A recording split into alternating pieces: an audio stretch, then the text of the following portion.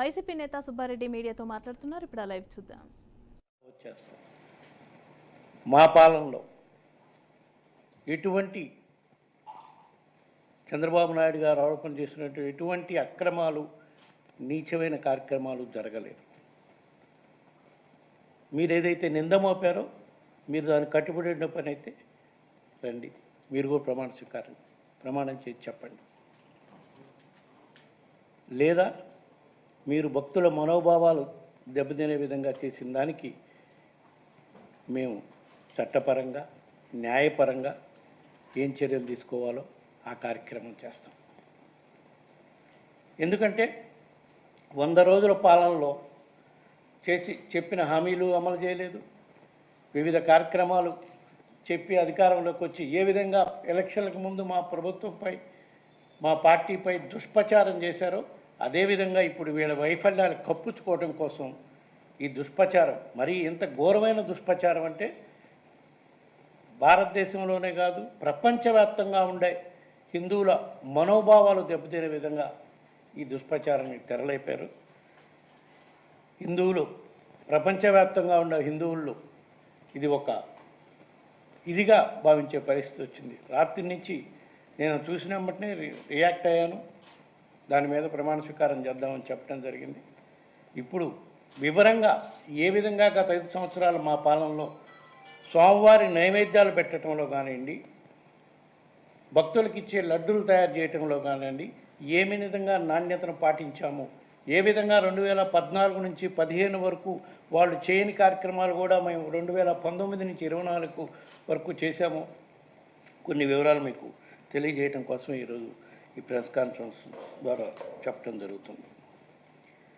మా ప్రభుత్వం అధికారంలోకి రాకముందు 2019లో 2014 నుంచి 15 వరకు ఏదైతే సిస్టమ్ ఉందో, ఎందుకంటే మెయిన్ ఇక్కడ కావాల్సింది కౌ ఘీ ప్రొక్యూర్ చేసే సిస్టమ్ ఏదైతే ఉందో అదే లడ్డు తయారీలోకి వాడే కౌ ఘీ కానివ్వండి, మిగతా ఇంగ్రీడియంట్స్ కానివ్వండి, ఏ సిస్టమ్ అయితే 2014 నుంచి 15 వరకు ఉందో అదే సిస్టమ్ మేము అధికారంలోకి వచ్చినా కూడా 2024 వరకు వివిధ మార్పులు ఇంప్రూవ్మెంట్స్ చేసుకుంటూ పోయామే, కానీ అదే సిస్టమ్ కంటిన్యూ అయ్యాను. మా ప్రభుత్వం రాకముందు ఎవరైతే ఈఓగా ఉన్నారో అక్కడ అనిల్ సింగార్ గారు, ఆయనే మా ప్రభుత్వం వచ్చినా కూడా 1.5 year ఈఓగా ఉన్నాడు. ఇంకా మేము భక్తులకు మెరుగైన సౌకర్యాలు చేయటం కోసం, పవిత్రతను కాపాడుకోవటం కోసం ఎన్ని మెరుగైన కార్యక్రమాలు చేశాము అంటే ఇందులో 2 భాగాలు ఆయన నిన్న మోపిన నెపాల్లో. ఒకటి, స్వామివారికి సమర్పించే నైవేద్యంలో కల్తీ కార్యక్రమాలు జరుగుతున్నాయి అని చెప్పి నెపం మోపారు. స్వామివారికి సమర్పించే నైవేద్యం సుమారుగా రోజుకి 5 నుంచి 7 సార్లు ఏదో నైవేద్యాలు సమర్పించేదానికి ఉంటుంది. దానికి ఎవ్రీ డే 60 kgs ఆఫ్ ఘీ అవసరం ఉంటుంది. మా ప్రభుత్వం రాకముందు ఆ ఘీ, మా ప్రభుత్వం వచ్చినా కూడా కొన్నాళ్ళు ఆ ఘీతోనే స్వామివారికి నైవేద్యాలు, ఆ ఇంగ్రీడియంట్స్తోనే స్వామివారికి నైవేద్యాలు ఏదైతే అప్పుడు సప్లైస్ తీసుకుంటామో వాటితోనే చేసే కార్యక్రమం జరుగుతుంది. గత 3 సంవత్సరాల నుంచి మేము ఇంకా 2 అడుగులు ముందుకు వెళ్ళి స్వామివారికి సమర్పించే నైవేద్యానికి ఘీ కానివ్వండి, వాడే ఇంగ్రీడియంట్స్ కానివ్వండి, అంటే రైసు, డాలు, ఇవన్నీ వాటెవర్, అంటే వివిధ రకాల నైవేద్యాలు సమర్పిస్తుంటారు స్వామివారికి. పొంగలు, పాయసం, రకరకాలుగా పులిహార సంబంధించిన ఐటమ్స్ అన్నీ కూడా స్వామివారికి సమర్పించే నైవేద్యంలో వాడే ఐటమ్స్, ఇంగ్రీడియంట్స్ అన్నీ కూడా మామూలుగా మార్కెట్ నుంచి కొంటే ఆ మార్కెట్లో దొరికే ఐటమ్స్ అన్నీ కూడా మామూలుగా పండించి ఎరువులు, పురుగు మందులు వాడిన పదార్థాలతో పండిస్తారు. వాటి వల్ల స్వామివారికి విషపూరితమైన నైవేద్యం సమర్పించే పరిస్థితి ఉంది. దీన్ని మార్పు చేయాలని చెప్పి టోటల్ ఆర్గానిక్ ఇంగ్రీడియంట్స్తో ఇంక్లూడింగ్ ఘీ, ఆర్గానిక్ దేశీ కౌ ద్వారా వచ్చిన ఘీతోనే గత 3 సంవత్సరాల నుంచి కూడా స్వామివారికి నైవేద్యాలు సమర్పిస్తున్నాం. దానికి ఎగ్జాంపుల్, ఆ స్వామివారికి నైవేద్యాలు సమర్పించే ఘీకి ప్రత్యేకంగా ప్యూర్ దేశీ కౌస్ నుంచి ఘీ తీసే గోశాల రాజస్థాన్లో ఉంది, ఫతేపూర్లో. అక్కడ సుమారుగా 10,000 దేశీ కౌస్ ఉంటాయి. వాళ్ళ దగ్గర నుంచి గీ సప్లై తీసుకొని మేము కొనలేం కాబట్టి, ఎందుకంటే మన దగ్గర టెండర్ సిస్టమ్ ఫాలో కావాలి, కొనలేం కాబట్టి డోనర్స్ సహాయంతో ఎవ్రీ డే 60 kgs గీ ఆ రాజస్థాన్ పతే దీన్ని ఇచ్చి గీ తీసుకొచ్చి స్వామివారికి నైవేద్యానికి సమర్పించడానికి ఆ గీయే వాడుతున్నాం. దానికి కూడా డోనర్ సహాయం రోజుకి ₹1,00,000 అయింది ఆ గీ ఒక్కటే. మిగతా ఇంగ్రీడియంట్స్ అన్నీ ఇక్కడ ఆర్గానిక్ ఫార్మర్స్ పండించిన తెలంగాణలో, ఆంధ్రాలో ఆర్గానిక్ ఫార్మింగ్ జరుగుతుంది, వాళ్ళ దగ్గర నుంచే ప్రొక్యూర్. ఎస్పెషల్లీ గీ మాత్రం అక్కడి నుంచి తెస్తున్నాం. దాన్ని కూడా ఒక డోనర్ సహాయంతో రోజుకి ₹1,00,000, నెలకు 30 లక్షలు. ఇప్పుడు దాకా 3 సంవత్సరాల నుంచి ఆ డోనరు దాదాపు 10 crores దాకా ఈ గీతో నైవేద్యం చేయడానికి డొనేట్ చేస్తున్నాడు. అదేవిధంగా మళ్ళా దీన్ని పర్మనెంట్గా స్వామివారి నైవేద్యాల వరకు ఇప్పుడు మనం ఏదైతే చేస్తున్నామో స్వచ్ఛమైన పదార్థాలతో చేసి ఇవ్వాలని, దీన్ని పర్మనెంట్గా ఎస్టాబ్లిష్ చేయాలని మా గోశాలలో రాజస్థాన్ నుంచి తిరుమల తిరుపతి దేవస్థానం గోశాల ఉంది. దాంట్లో 550 దేశీయాముల్ని గుజరాత్ నుంచి, రాజస్థాన్ నుంచి తీసుకొచ్చి ఆ గోశాలలోనే వాటిని అన్నీ చేసి వాటి నుంచి వచ్చే పాల ద్వారా స్వామివారికి నిత్యము నైవేద్యాలకు అవసరమైన 60 kgs గీ పర్మనెంట్గా తయారు చేసుకునే కార్యక్రమం చేయాలని ఆ ప్లాంట్ కూడా పెట్టడం జరిగింది. ఆ ghee manufacturing, milk chilling and ghee manufacturing plant. అది మా ప్రభుత్వం అధికారం ఉండేప్పటికి పూర్తి స్థాయిలో అయిపోయింది. బహుశా ఇప్పుడు నేను పొద్దున కూడా ట్రై చేశాను కనుక్కోవడానికి, అది కంప్లీట్ అయిపోయి ఓపెనింగ్ కూడా రెడీగా ఉంది. ఇది నైవేద్యాల వరకు ఆయన చేసిన నెపానికి మా ప్రభుత్వంలో ఏ విధంగా మెరుగైన స్వామివారికి నైవేద్యం ఇవ్వడానికి మేము చేసాం. ఇదివరకు గత ప్రభుత్వంలో 2014 నుంచి 15 వరకు కాదు, అంతకుముందు కూడా ఎవరు ఆలోచన కూడా చేయలేదు ఇట్లా. నెక్స్ట్ రెండో ఆరోపణ, లడ్డూ ప్రసాదం తయారు చేయడంలో కూడా నాణ్యత లోపించింది. దాంట్లో కూడా వాడే ఘీ నాణ్యత లేని ఘీ వాడుతున్నామని చెప్పి నేను ఇందాకనే చెప్పాను. ఘీ నాణ్యత కోసం అని చెప్పి ఇదివరకు ఒక ల్యాబ్ లేదు. మేము మా ప్రభుత్వం అధికారంలోకి రాకముందు ఆ ల్యాబ్ వాళ్ళు every time 2 times 3 times check చేసినాకనే మనకి ట్యాంకర్స్లో వస్తుంది లడ్డూ తయారీకి మొత్తం. అది టెస్టులు చేసినాకనే క్వాలిటీ బాగుంటేనే అన్లోడ్ చేస్తారు, లేకపోతే రిటర్న్ పంపిస్తారు. లోగడ ఎన్నిసార్లు ఆ విధంగా రిటర్న్ చేశారో నాకు తెలియదు. కానీ మా ప్రభుత్వం వచ్చినాక 2019 నుంచి 24 వరకు కూడా నా ఉద్దేశం సుమారుగా ఓ 10 సార్లు ఆ విధంగా ట్యాంకర్లు రిటర్న్ పంపిన దాఖలాలు ఉన్నాయి, కింది క్వాలిటీ బాగాలేక. అది కూడా కాక ఇంకా 2 స్టెప్లు ముందుకు పోయి ప్రతి ట్యాంక్ దగ్గర వచ్చిన టెస్టింగ్ చేసేటప్పుడు మన దగ్గర ఉండే ల్యాబ్ ఎక్విప్మెంటు ఎప్పుడో 20-30 సంవత్సరాల నాడు పెట్టిన ఎక్విప్మెంట్ కాబట్టి క్వాలిటీ సరిగా చెక్ చేయలేకపోతుందని మైసూరులో ఉన్న CFTRI, central food and technical research institute, వాళ్ళ దగ్గర నుంచి డిప్యుటేషన్ మీద ఒక ఆఫీసర్ని తీసుకొచ్చి ఆ ఆఫీసర్ అడ్వైజ్ ప్రకారం ల్యాబ్ను మొత్తం ఆధునిక ల్యాబ్గా మార్చి మళ్ళీ అక్కడ పనిచేయడానికి కూడా ఒక సీనియర్ CFTRI ఎంప్లాయీ రిటైర్ అయిన ఆయన్ని తీసుకొచ్చి ఇక్కడ పెట్టుకొని ఆ విధంగా గత 3 సంవత్సరాల నుంచి కూడా టెస్టింగ్ ఫెసిలిటీస్ని ఇంప్రూవ్ చేసి, ఇదంతా ఎందుకు, క్వాలిటీ ఆఫ్ ఘీ, లడ్డూలో వాడే క్వాలిటీ ఆఫ్ ఘీని మనం ఎక్కడా కల్తీ లేని ఘీ వచ్చేటట్టుగా చేయటం కోసం ఇన్ని కార్యక్రమాలు చేశామని చెప్పి ఈ సందర్భంగా తెలియజేసుకుంటూ, ఇన్ని రకాల భక్తుల స్వామి పవిత్రతను కాపాడుకుంటూ భక్తులకు ఎక్కడా అసౌకర్యం కాకుండా ఇన్ని కార్యక్రమాలు చేసిన మా ప్రభుత్వంపై, మా పార్టీపై ఇంత ఘోరమైన ఎందుకు మోపారు ఈ నెపం అంటే, ప్రజల దృష్టిలో మేము దుష్ప్రచారం చేసి నమ్మించే కార్యక్రమం చేయాలని చూస్తున్నాడు. ఇది చాలా నీచమైన ఆరోపణ.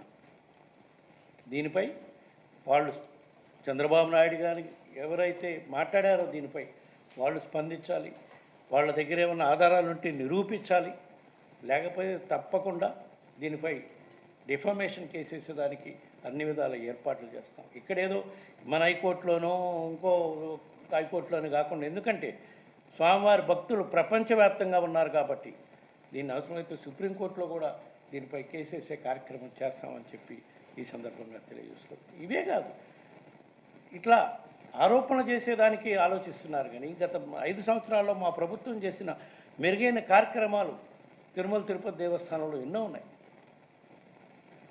అవన్నీ పక్కన పెట్టి వీళ్ళు దుష్ప్రచారం చేయటం కోసం, మా మీద నింద మోపటం కోసం, రాజకీయ లబ్ధి కోసం, స్వార్థ ప్రయోజనాల కోసం ఆరోపణలు చేసే కార్యక్రమం, ఇంతటి ఘోరమైన ఆరోపణలు చేసే కార్యక్రమం చేస్తున్నారని చెప్పి తెలియజేసుకుంటున్నాను.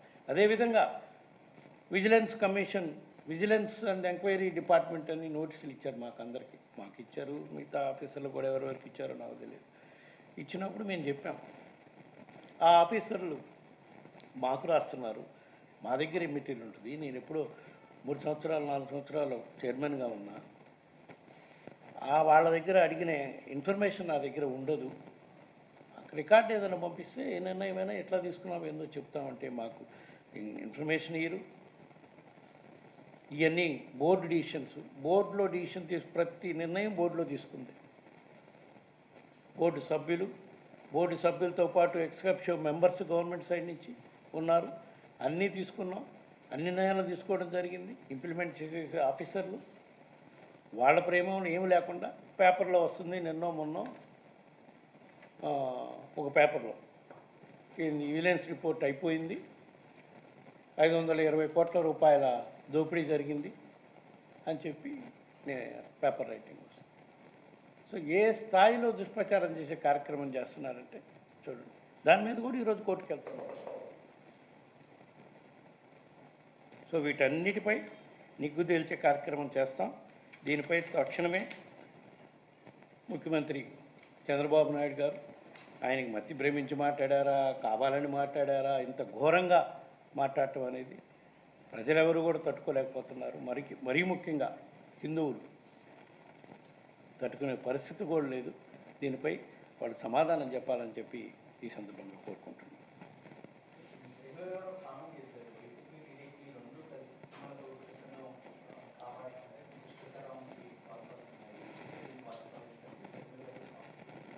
నింద వేసింది ఎవరు?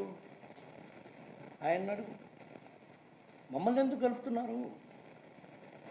నింద వేసిన వాళ్ళని అడగండి. ఆయన ఏ ఎంక్వైరీ కావాలో ఏమండి, నేను ఛాలెంజ్ చేస్తున్నా కదా, ఏ ఎంక్వైరీ కావాలని వేసుకోమనండి. అవన్నీ ఆరోపణలు రుజువైన కార్యక్రమం చేయమనండి. మనం మాట్లాడే ప్రతి మాట రాజకీయంగా అయితే ఎన్నో మాట్లాడుకోవచ్చు. ఈ తిరుమల పవిత్రతకు సంబంధించింది, భక్తుల మనోభావాలకు సంబంధించింది, అది కొంచెం ఆలోచించుకొని మాట్లాడాలి అని చెప్తున్నాను. నేను కూడా ఇంక రాజకీయంగా చాలా మాట్లాడవచ్చు. చంద్రబాబు నాయుడు గారు మతి భ్రమించింది, లేకపోతే కృష్ణా అదేంది వారధి బోటుతో బుద్ధి వైసీపీ వాళ్ళు పడేయాలనుకుంటున్నారు, అవన్నీ మాట్లాడుతున్నారంటే ఆయన మైండ్ సెట్ ఎట్లా ఉందో అర్థం చేసుకోవచ్చు. ఇప్పుడు ఇది చూసినాక ఇంకా పూర్తిగా అర్థమవుతుంది. అవన్నీ మాట్లాడదలుచుకోవచ్చు. ఎందుకంటే ఇది చాలా తప్పు ఆయన మాట్లాడింది. ప్రజల మనోభావాలకి, భక్తుల మనోభావాలకు సంబంధించిన అంశం కాబట్టి దాని వరకే నేను రియాక్ట్ అవుతాను.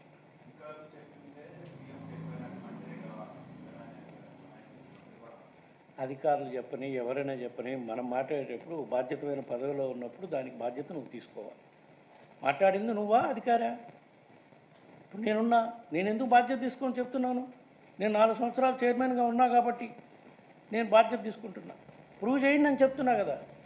ఇటువంటి నీచమైన కార్యక్రమం తిరుమల తిరుపతి దేవస్థానంలో మా ప్రభుత్వం అధికారంలోకి వచ్చినాక ఎప్పుడు జరగలేదు. 5 సంవత్సరాల్లో ఛాలెంజ్ కాస్తున్నాను నేను. చంద్రబాబు నాయుడు గారిని రమ్మనండి, రుజువు చేయమనండి. ఆయన అధికారంలో ఉన్నాడు, ఏ ఎంక్వైరీని వేసుకోమనండి. కూటమి ప్రభుత్వం, ఢిల్లీలో కూడా వాళ్ళది ప్రభుత్వం, ఏ ఎంక్వైరీని వేసుకోమనండి. మేము రెడీగా ఉన్నాం. లేని పక్షంలో మేము న్యాయ పోరాటానికి సిద్ధమవుతాం తప్పకుండా. ఎందుకంటే 2 కారణాలు, రాజకీయ లబ్ధి కోసం కాదు, తిరుమల పవిత్రతను కాపాడటం కోసం మేమెంతా మెరుగ్గా సేవ చేశాం. అదేవిధంగా ప్రపంచవ్యాప్తంగా ఉన్న హిందూ భక్తుల మనోభావాలు దెబ్బతినే కార్యక్రమం జరుగుతుంది కాబట్టి దీన్ని తెలియజేయాల్సిన అవసరం మాపై ఉంది. దానికోసమే న్యాయస్థానాలకు పోయి వేసేసే కార్యక్రమం కూడా చేస్తాం. అవసరమైతే డిఫమేషన్ కేసు కూడా వేసే కార్యక్రమం.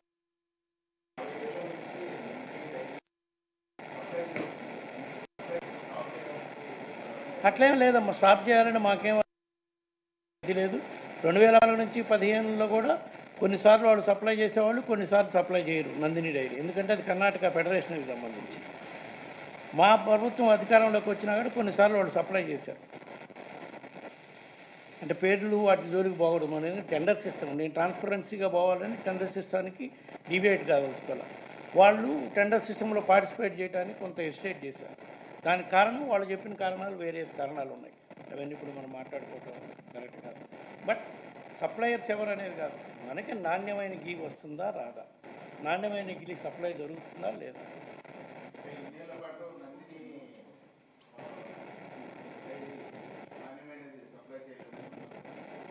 అట్లా ఏం లేదే, నేను టెండర్లో పార్టిసిపేట్ చేస్తే తీసుకోవడానికి మేము రెడీగానే ఉన్నామని చెప్తున్నాను.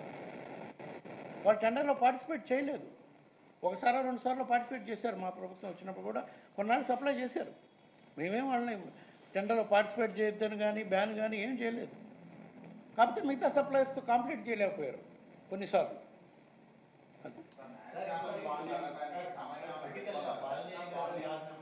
రాజకీయాలు నేను మాట్లాడనని చెప్పాను. ఇది కేవలం ఏ దురుద్దేశంతో చంద్రబాబు నాయుడు గారు మాట్లాడారో ఆ సబ్జెక్టుకే పరిమితం. Let him complete, I will give. చూద్దాం, ఇమీడియట్గా ఆ కార్యక్రమం కూడా చేస్తాం. ఎందుకంటే లేట్ కాకూడదు ఇట్లాంటి విషయాల్లో. ఎందుకంటే భక్తుల మనోభావాలకు సంబంధించిన విషయం కాబట్టి. ఎందుకంటే రకరకాలుగా ఫోన్లు చేసి అడిగేవాళ్ళు, వాళ్ళందరికీ కూడా మనం సమాధానం చెప్పే కన్నా డైరెక్ట్గా కోర్టుకు వెళ్తేనే better. Right. Chandrababu Naidu is not alone making allegations. Rather, BJP is also supporting those. So, what's your say on that? That's what I'm telling both of them in power here and Delhi. Let them call for an inquiry, whatever they want. Agency or state agency. Let them call for an inquiry. I am ready to face. We are ready to face. Otherwise, we will go to the court. Would you say it's going to be divide and rule politics they are playing? Not divide rule, it is to divert their failures they were planning to do. It has been completed almost 100 days. They are celebrating, I believe, but they have nothing achieved in these 100 days. Whatever promises they have made, they have not fulfilled, not even, except pension. That is the reason they are trying to divert the issue like this. Thank you.